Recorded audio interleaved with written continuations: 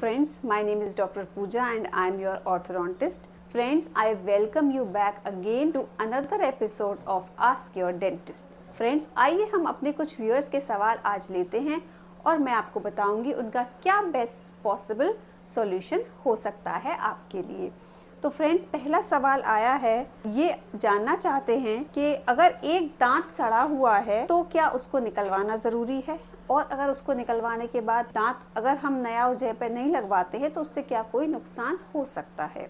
तो मैं आपको ये बताना चाहूँगी कि अगर आपका कोई दांत सड़ा हुआ है यानी उसमें कैविटी हो गई है तो डेफिनेटली अगर वो अनट्रीटेबल है यानी उसका कोई भी ट्रीटमेंट सॉल्यूशन पॉसिबल नहीं है तो आप अपने डेंटिस्ट से मिलकर उसके बारे में पूरी तरह जानकारी लेने के बाद उसको निकलवा सकते हैं। और फ्रेंड्स, ये डिपेंड करता है कि आपने दांत निकलवाने के बाद उसको लगाना ज़रूरी है या नहीं। अगर आपकी एज कम है तो आपके पक्के दांत आने का पूरा चांस है। अगर आप मिक्स डेंटिशन में हैं और आपका दूध का दांत निकाला गया है तो डेफिनेटली आपका परमानेंट टूथ आने वाला है तो उसको लगवाने की ज़रूरत नहीं है।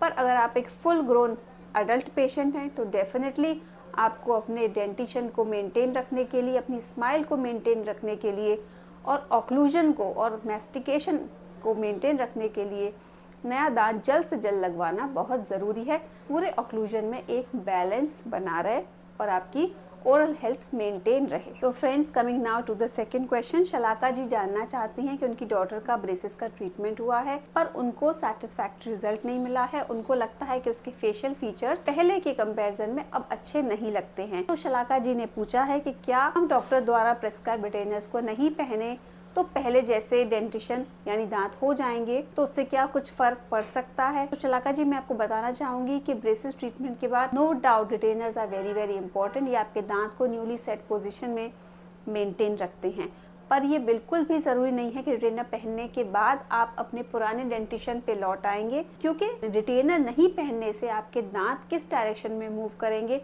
और उससे क्या रिजल्ट निकलेगा, क्या आपकी स्माइल बेटर होगी या इवन और भी वर्स हो सकती है। इसलिए अगर आप रिटेनर डिसकंटिन्यू करें तो वो भी अपने डॉक्टर की, अपने ऑर्थोडोंटिस्ट की सलाह और देखरेख में ही करें। इस तरह का कोई स्टेप लेने से पहले अपने डॉक्टर से अपने आप को चेक कराकर पूरी सलाह आपको ले लेनी चाहिए। नेक्स्ट फ्रेंड्स, ध्रुव जी जानना चाहते हैं कि क्या मैम डेंटल क्लीनिंग से सेंसिटिविटी हो सकती है। तो मैं आपको बताना चाहूँगी, डेंटल क्लीनिंग प्रोसीजर के दौरान आपको माइल्ड सेंसिटिविटी हो सकती है, क्योंकि हम आपके गम्स और आपके टीथ के बीच में जो भी लॉस्ट फूड पार्टिकल हैं, जो हार्ड फूड पार्टिकल हैं जिसे हम कैलकुलस या टार्टर भी कहते हैं, वो डिपॉजिट जब हम आप निकालते हैं तो आपको mild during the treatment time के लिए सेंसिटिविटी हो सकती है। ये बिल्कुल नॉर्मल है।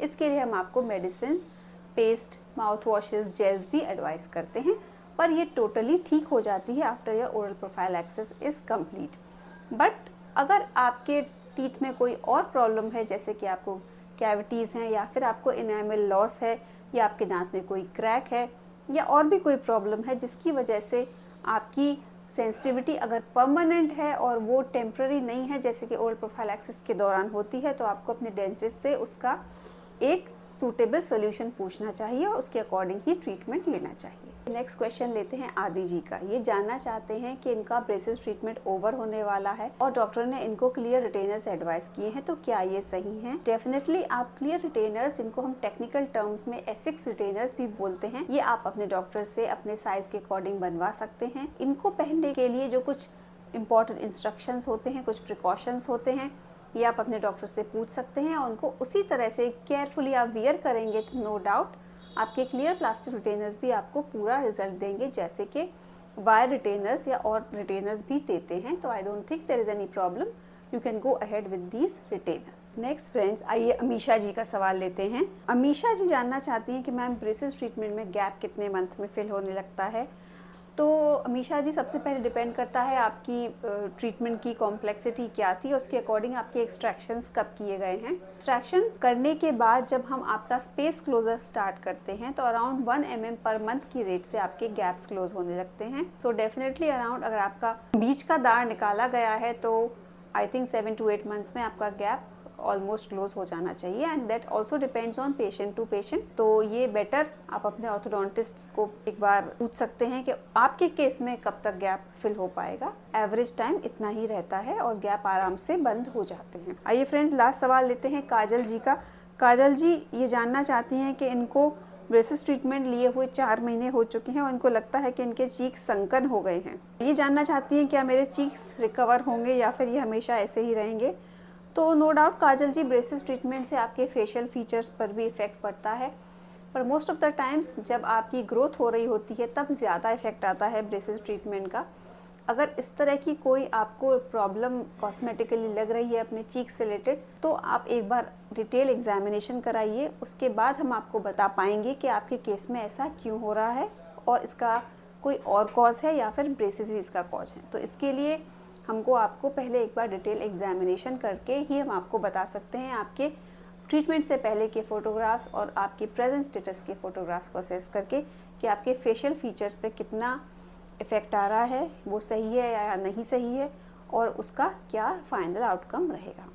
सो I hope friends I have solved most of your doubts और हम आगे मिलते हैं अपने व्यूअर्स के इसी टाइप के और क्वेश्चंस को हम लेंगे और उनके बेस्ट पॉसिबल्स आंसर देने की हमारी तरफ से पूरी कोशिश रहेगी। So thank you friends for watching the video and to like and subscribe our channel for upcoming further videos. Thank you.